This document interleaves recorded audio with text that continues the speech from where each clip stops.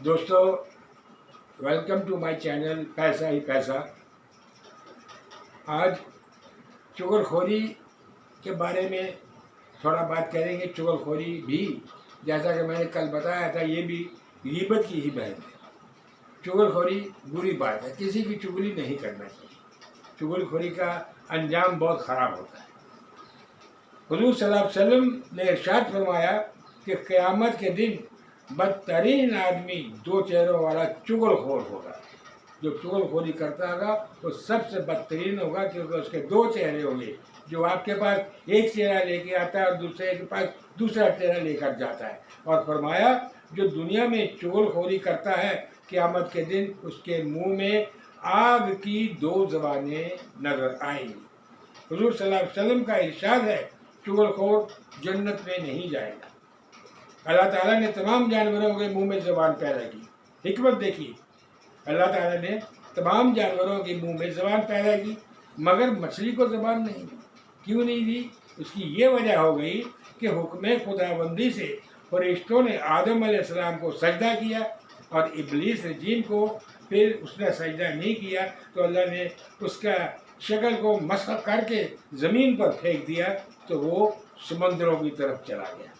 جب وہاں گیا تو اسے سب سے پہلے مچھلی نظر آئی.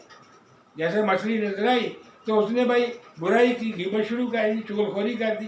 اس نے آدم علیہ السلام کی تخلیق کا پورا قصہ سنایا کہ ایسے ایسے اللہ نے آدم علیہ السلام کو تخلیق فرمایا اور ایسا ایسا ہوا، اب ان کو دنیا میں بھیجا گیا ہے. اور یہ وہ ہے کہ جو مچھلی کا شکار کریں گے بحر و بر میں، زمین میں، بحر مطلب سمندر اور بر مطلب زمین پہ سمندر میں وہ انسان جو ہے وہ جانوروں کا شکار کریں گے.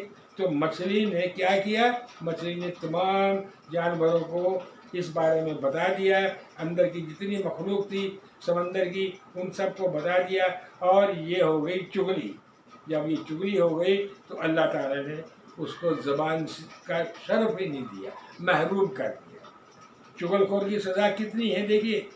جناب عمرہ بن دینار رحمۃ اللہ علیہ کہتے ہیں کہ مدینہ طیبہ میں ایک شخص رہتا تھا جس کی بہن مدینہ کے نواح میں یعنی آس پاس میں رہتی تھی. وہ بیمار ہو گئی تو یہ شخص اس کی تیمارداری کرتا رہا. بہت کوشش کی کہ وہ اچھی ہو جائے لیکن اللہ کی مرضی سے وہ اچھی نہیں ہوئی اور ایک دن وہ فوت ہو گئی، مر گئی. اس شخص نے اس کی تہجیز و تکفین یعنی اسے دفنا دیا. دفنانے کے بعد جب واپس گھر آیا تو اسے یاد آیا کہ اس کی رقم کی ایک تھیلی جو ہے وہ اس قبر میں رہ گئی ہے، گر گئی ہے. وہ اپنے ایک دوست کی مدد کے ذریعے اس نے کیا جا کے قبر کھودا. قبر کھود کے جو تھیلی گر گئی تھی اس تھیلی کو اس نے اٹھا لیا اور اس کا لگا کہ اب میں نے جس کام سے آیا تھا وہ کام تو ہو گیا ہے.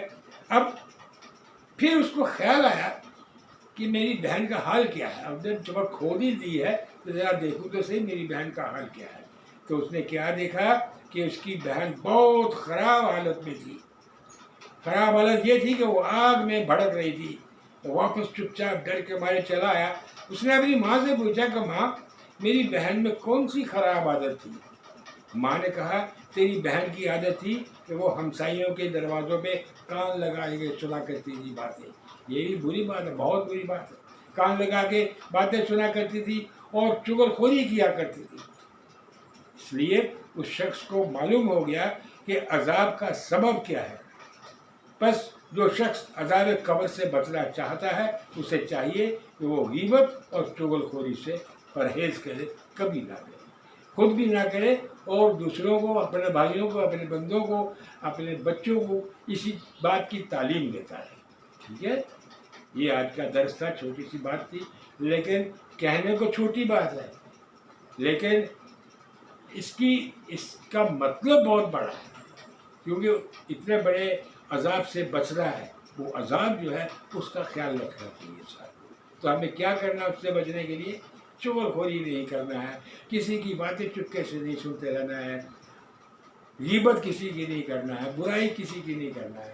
یہ سب چیزیں چھوٹی چھوٹی باتیں ان کے اوپر اگر ہم عمل کرتے ہیں تو اللہ کی رحمت بہت بڑی ہے، اللہ کی رحمت بہت بڑی. ٹھیک ہے، چلیے اب آتا ہے وظیفہ کی باری.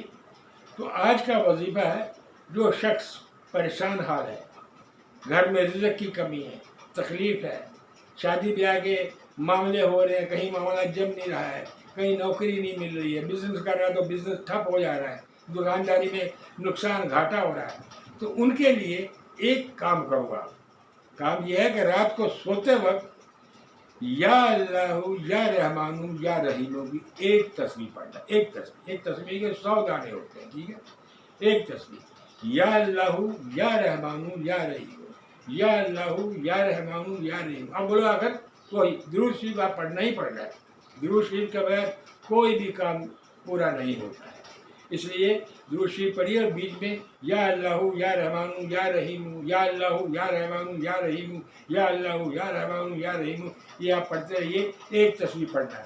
یہ تسبیح پڑھنے کے بعد پھر آپ نے پڑھنا ہے وَكَفَى بِاللَّهِ وَكِيلًا، وَكَفَى بِاللَّهِ وَكِيلًا، وَكَفَى بِاللَّهِ وَكِيلًا. یہ کتنی بار پڑھنا ہے؟ 11 بار. وہ تسبیح پوری کرنے کے بعد 11 بار آپ نے پڑھنا ہے. پھر سے سن لیجیے، وَكَفَى بِاللَّهِ وَكِيلًا، وَكَفَى بِاللَّهِ كَفِيلًا. یہ آپ نے 11 بار پڑھنا ہے. اس کے بعد آپ سو جائیے. دیکھیے کچھ ہی دنوں میں آپ کی حالت اپنے آپ بدلنا شروع ہو جائیں گے، اور آپ بھی کہیں گے کہ مجھے کہیں گے، مجھے ناچیز کو کہیں گے، اور آپ کمنٹ میں کہیں گے کہ آپ نے مجھے بہت اچھا عمل بتایا ہے، اس سے فائدہ ہوا ہے. اور آپ میرے چینل کو سبسکرائب کیجئے، میرے پروگرام کو شیئر کیا کیجئے، ضرور کیا کیجئے. اس میں کوئی پیسہ نہیں لگتا ہے. اور لائک بھی ضرور کیجیے، یہ بڑی اچھی باتیں ہیں.